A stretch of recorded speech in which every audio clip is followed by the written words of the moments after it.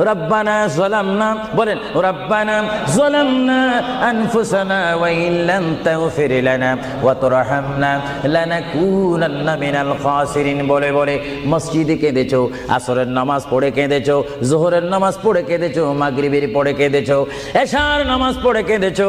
এ বান্দা, নামাজের মুসল্লা যখন বসে যাও, আমি আল্লাহকে তোমরা বারবার বলো, আল্লাহ গো আমার গুনাহ মাফ করে দাও।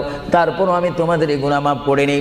তারপরও তোমরা নিশি রাত্রে মানুষ যখন ঘুমে যায়, তোমার বিবি যখন ঘুম যায়, তোমার ছেলে যখন ঘুম যায়, তুমি নিশি রাত্রে ঠান্ডা পানি দিয়ে ওযু বানিয়ে নামাজের মুসল্লায় বসে তুমি আবার যখন ডাক দাও, রব্বুল আলামিন, পৃথিবীর কোনো মানুষ আমার গুনাহ সম্পর্কে জানে না, তুমি আমার গুনাহ সম্পর্কে জানো।